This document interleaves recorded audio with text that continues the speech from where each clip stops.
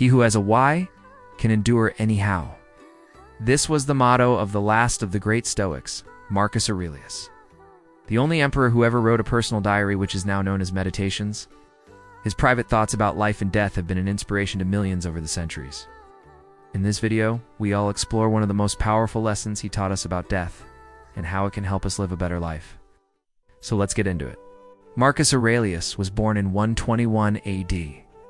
In Rome, his father was a respected senator, and his mother was a member of the imperial family. So Marcus grew up with all the privileges and luxuries that Rome had to offer.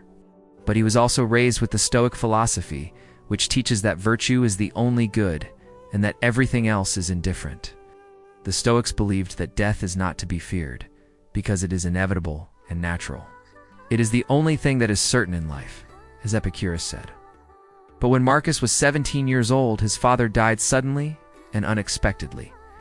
This was a tragedy for young Marcus, but it was also a turning point in his life.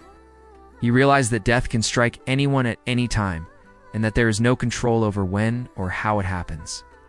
This event had a profound impact on him and shaped his worldview. He began to study Stoicism more seriously and to put its teachings into practice. He read the works of Zeno, Epictetus, and Seneca, the great Stoic philosophers who had come before him, and he learned from them how to live a virtuous life in accordance with nature. When Marcus was 18, he was adopted by his great-uncle Antoninus, who became his mentor and role model. Antoninus was also a Stoic philosopher, and he taught Marcus by example how to be a good and just ruler. When Antoninus died, Marcus inherited the throne and became the co-emperor with his brother Lucius. Now Marcus had to rule over the vast Roman Empire, which was facing many challenges and threats from within and without. But he did not shy away from this responsibility. He embraced it with courage and wisdom. As Emperor, Marcus faced many obstacles and hardships, such as wars, plagues, and natural disasters. But he never lost sight of his Stoic principles.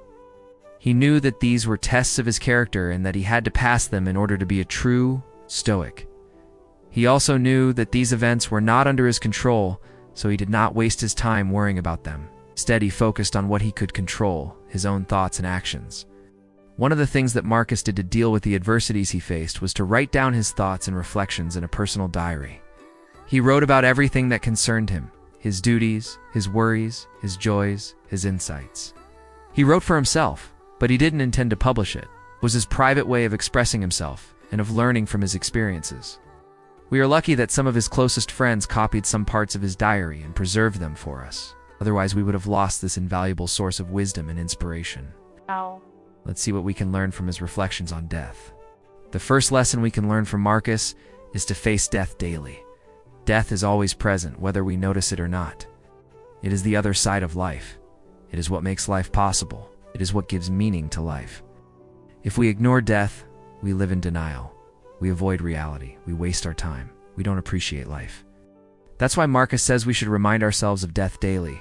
It's not morbid or depressing. It's uplifting and empowering. It helps us focus on what matters most. It helps us do what we need to do. It helps us become who we want to be.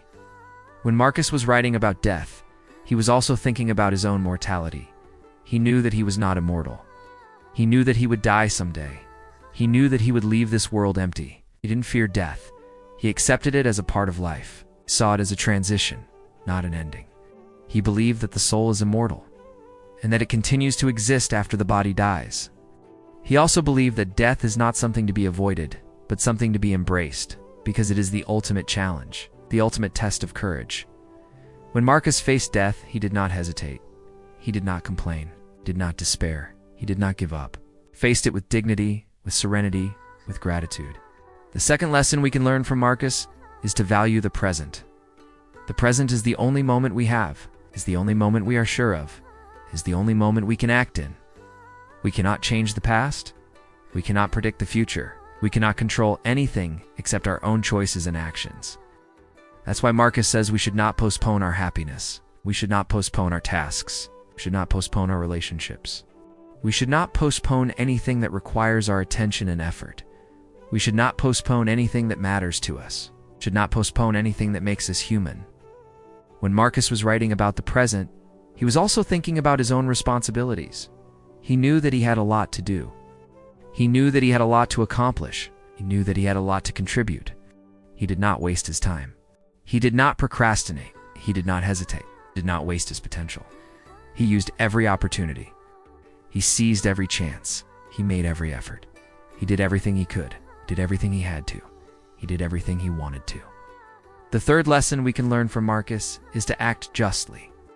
Justice is the highest form of virtue. It is the most important thing for Stoics. It is the thing that defines our humanity. It is the thing that makes us Stoics. To act justly means to do what is right, what is fair, what is balanced, what is honest. It means to treat others as we want to be treated. It means to respect others as we want to be respected. It means to love others as we love ourselves. It means to serve others as we serve our own interests. When Marcus was writing about justice, he was also thinking about his own duty. He knew that he had to be fair and impartial. He knew that he had to be equal and consistent. He knew that he had to be firm and resolute. He did not bend the rules for anyone. He did not make exceptions for anyone. He did not compromise his principles for anyone. He did not fear anyone. He did not flatter anyone. He did not betray anyone. He kept his word. He honored his commitments. He fulfilled his obligations. In conclusion, Memento Mori means to remember that you are mortal. It's a reminder that life is short and precious. It's a reminder that time is passing and you can't get it back. It's a reminder that you should not waste your time, but use it wisely. It's a reminder that you should not procrastinate, but act now. It's a reminder that you should not complain, but be grateful. It's a reminder that you should not fear, but be brave. If you want to be inspired by Marcus Aurelius, if you want to learn from Marcus Aurelius, if you want to follow in the footsteps of Marcus Aurelius, then you must remember that you are mortal. You must face death daily. You must value the present. You must act justly. You must be a Stoic. Thank you for watching, and see you next time.